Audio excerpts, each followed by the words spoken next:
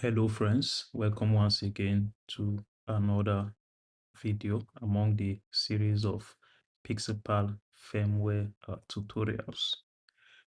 In the last tutorial, we talked about how to create an application, and we went ahead to create a template which can be used as the basis for new applications. In this particular video, we'll be discussing on how the methods you can use to debug your program, particularly printing text to the console, depending on certain activities that happen within your application. There are three methods to print text to the console. One is using the Arduino API, such as serial.print, which we have here. Another method is the C API for printing text to the console, which is printf statements. And finally, the third is the expressive official debug API, which I highly recommend because it's more robust and it can easily be turned on or off based on your program configuration, as well as using that convention or means of debugging, you can quickly identify where the source of that message is coming from. We'll demonstrate this within this video. Also within this video would show how you can create delays within application. One way is creating delay using the Arduino API, as can be seen here. However, it's not very robust or recommended. I will show a better way to achieve that. And finally, we would show what happens when an application exits or is deleted or is ended. All these will be shown within this tutorial. So starting off, we'll just move on to the template app which we created earlier on. This is the implementation of the app. Just before the app exits, this message will be printed. So we'll use that to identify when that happens. How we would go about exiting the app? We'll simply launch a new app using the Pixlpal mobile app. So starting off with debugging our application, we already demonstrated the use of the C print statement. I would just edit this once again. So we show that once more. We would simply write this is a print statement using the C API. I'll just put it in brackets, print F.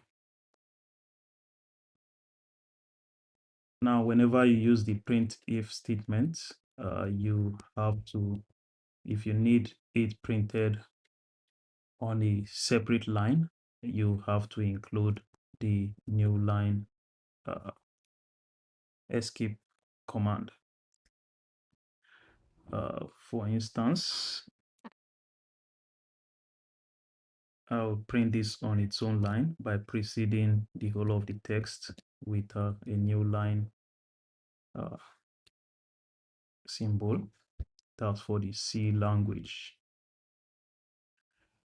Secondly, I mentioned you can use the Arduino API in order to make the API work.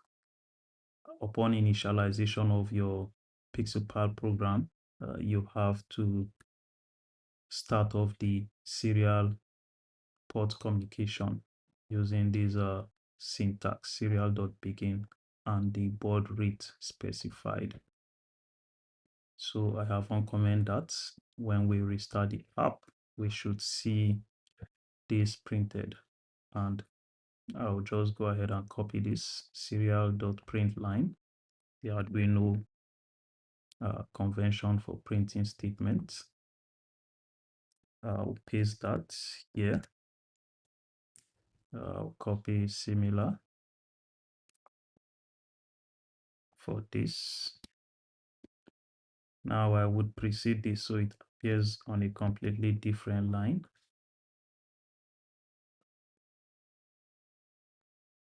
Okay. However, using the Arduino API,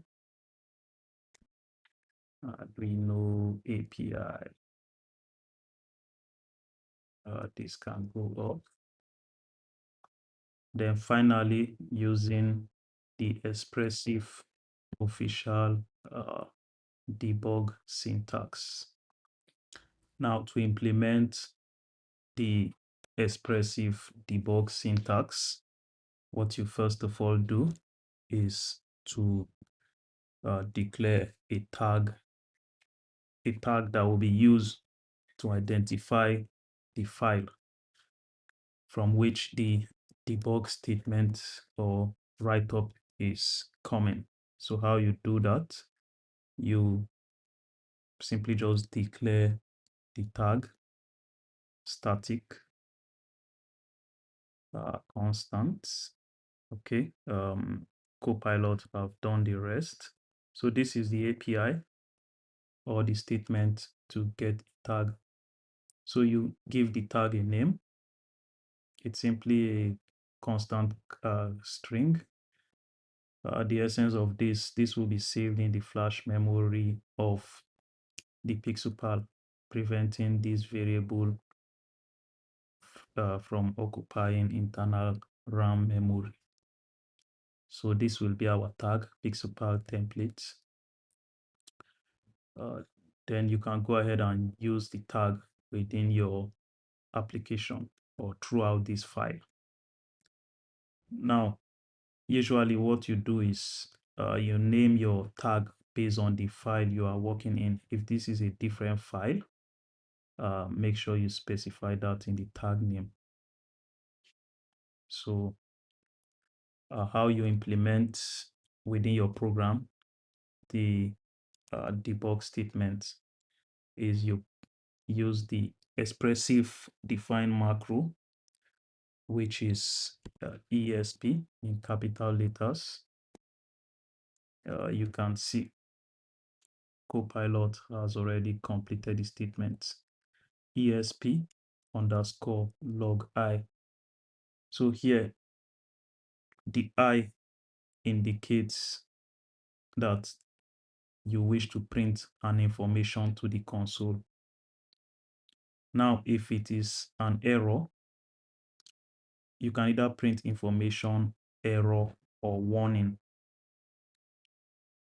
I would just go to the definition of this so you can see the type of messages you can print. So we have E for error, W for warning, I for information, D for debug, and V if you want more extensive message printed out, which printed out about whatever information you are printing, which is verbose. Normally you don't do this because it prints more than necessary information. Now for each of these APIs, the color of the text that will be printed out will be different. Usually you have red text for errors, yellow text for warning, green text for information, and purple text for debug. So here we would use the log I for information. This is a print statement using the ESP log API. Just put in brackets information. Now, similar to the C, you have to terminate to make it appear on its own line. You indicate the new line, escape command. I'll just add both at the beginning also. That's the command. So it prints entirely on its own line. I'll do this once again for warning messages, just so you see the colors. Okay, let's just make this warning and make this W.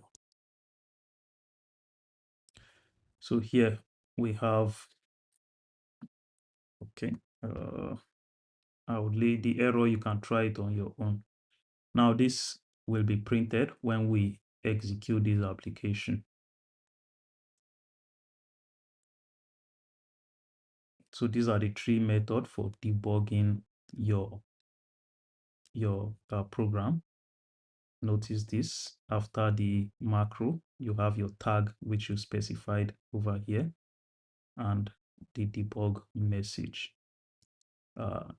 We highly recommend using this debug method because of the benefits that come with it. It is more memory efficient and can be turned on or off at will or whenever you wish to save memory, to save internal RAM memory when your final program is ready. You wouldn't need to delete this from your programs. You can just leave it. Upon compilation, you turn off the debug messages since they won't be appearing physically on the Pixlpal screen. So I'll go ahead and compile this program. However, before I do so, within my main, I already have the Pixlpal template app specified here using the extend keyword, telling my compiler to search for the app, the actual app definition within the entire program. I would go ahead and comment this out. Then I would launch the template application, mtb launch this app. Okay, that should be it. To prevent this, I would just comment this out. So we'll see the debug messages only. Now I would compile and flash at once using this fire button.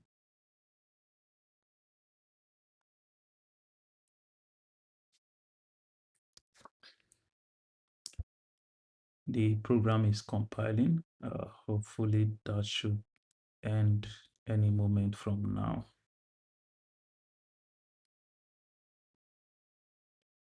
Okay, now the program is flashing. As you can see, it's in download mode and the LED light turns blue while the screen goes off. Upon completion, your ESP or your Pixlpal device should automatically restart.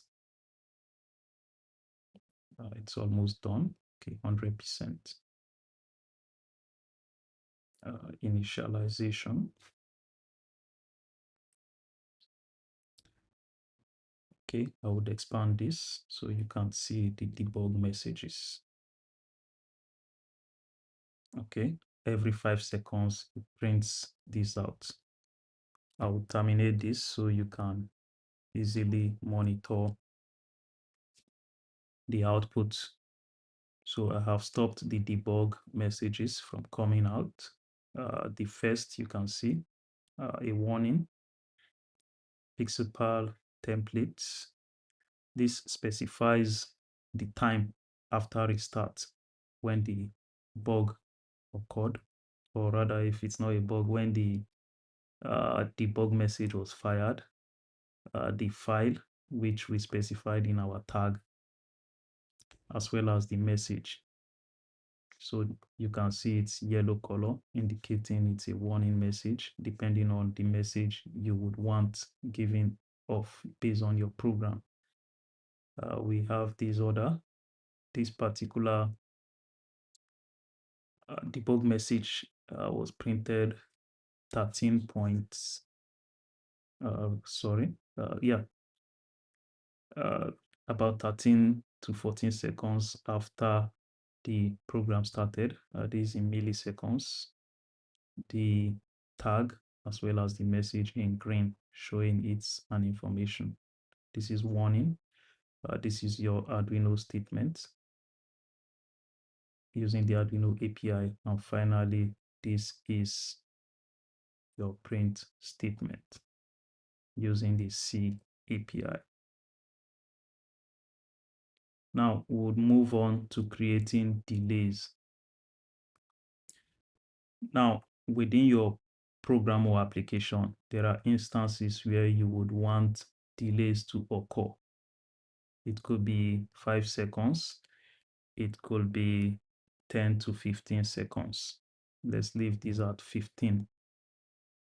Now, for this 15 seconds delay, what happens is that mind you, we created this delay using the Arduino delay API.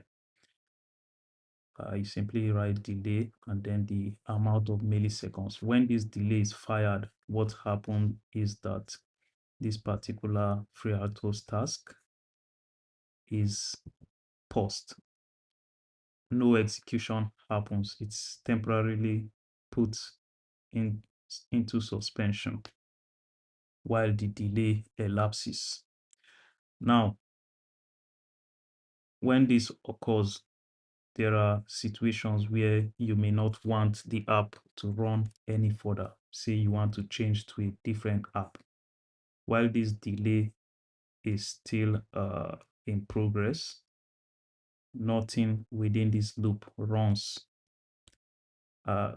Thereby, if you wish to change the application to another or to end this particular application while the delay is still on, this particular condition is not tested or checked, which will cause the application to exit. So instead of using the Arduino style delay, what you can do is to use a more robust delay that will allow the program terminate as soon as the instruction is given. Now, if you must use this delay, it should be very short delays so that when the program wishes to exit, the exit time is not delayed for very long. You can use as little as maybe 1 second max, or even less, like 100 milliseconds or 10 milliseconds. But for delays above 1 second, we would show a better way to create delays. So depending on how long a delay you want, we'll use an integer that can hold a large variable. You can use int 16, which can hold up to 65,000 in terms of a numeral or integer. And you can just call it whatever you want. Countdown. Let me call this countdown equals to. Now, if I want a 15 seconds delay, I can simply make this 1,500 or simply 15,000, countdown in milliseconds. Then for this delay, you replace it with a while loop, and the condition then becomes while countdown. So what I call this is tends to 0, but actually what the statement is we are reducing using the decrement operator, minus minus, while countdown decreases on every check of the loop and is greater than 0. This is the condition. You wait for 1 millisecond. So this is a better means to create a delay. However, to make this delay exit when the application is no longer needed to run, you add this statement or this condition. So while countdown is tending to 0 as it decrements, and this condition.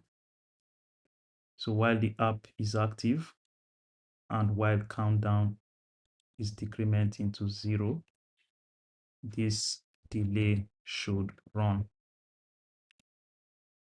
So you can, depending on your readability, you can make it appear DOS. So while countdown is tending to 0, you delay every 1 millisecond. This will give you a total of 15 seconds that this delay will take before the loop goes up once again. So that's it. I would execute this program. However, just during the execution of the program, we will then finally see what happens when a program exits. I would use the mobile app to launch a different program, which will cause the template app to exit this loop. And upon exiting, this exit debug statement will be printed to the console. So I'll go ahead and run my app. Every 15 seconds, these debug statements, which we've mentioned here, will be printed to the console. Flash, build, and build, flash, and monitor using our fire button.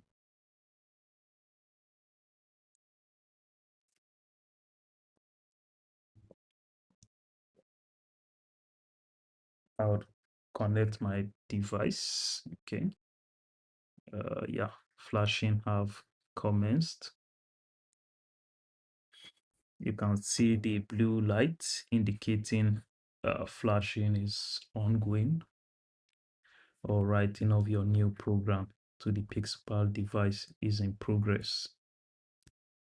Upon completion and initialization of the program, our Pixlpal template app should execute. Let me increase this.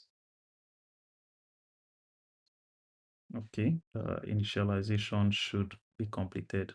So we have our debug statements being printed. After about 15 seconds, another set of the debug statements will be printed. At that point, I will go ahead and launch a different application, which will cause this template app to exit. Now I would go ahead and launch the Pixlpal mobile app on my Android phone. Now notice when I establish Bluetooth communication with the Pixlpal from my Android mobile phone, the mobile phone icon will appear on the status bar. I've launched. Okay, it has appeared. As equally, we can see the debug message from the BLE commands. I'll go ahead and launch the Pixlpal, or rather the stocks app, which will cause the current template app to exit almost immediately, because this delay only stays for a milliseconds before this condition is checked once again. So I'm launching the app now, and as you can see, the stocks app launched almost instantly, preventing any delays. And we can see the debug message exiting template app, which is this statement here just before the app is terminated and all resources of the app freed. And by resources, I mean internal RAM. So that's it. Just to show you once again why it's important to use this delay method, we would re-implement the previous delay we did, which is 15 seconds delay using the Arduino API. Delay for 15 seconds. Now, immediately after we print this statement, I would go ahead and launch the stocks app. And you'll notice it will take a while before the app gets launched because this delay prevents this condition from being checked if the template app is still expected to continue running or not. So I would compile and flash this program, and we should be back on the template app after successful flashing. We should give that about less than 15 seconds. Okay, compilation complete, flashing begins. This shouldn't take long. The video is about 26 minutes already. Okay, we are making progress. As I mentioned, just watch. After this debug message prints, I will go ahead and launch the app, the Pixlpal app.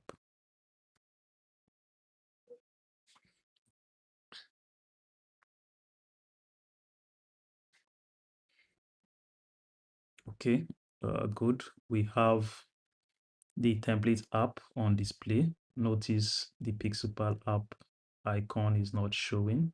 Thus, Bluetooth communication has not been established yet. I'll go ahead and establish Bluetooth communication. We have the icon appearing. Now, let's wait 15 seconds for the next set of debug statement to appear on the console. Okay, it has appeared. I will launch. I have launched I've launched the stocks app. However, we notice a delay after about 15 seconds. Yeah, you'll notice 15 seconds after the app exited just before the stocks app begins to execute and appear on the Pixlpal.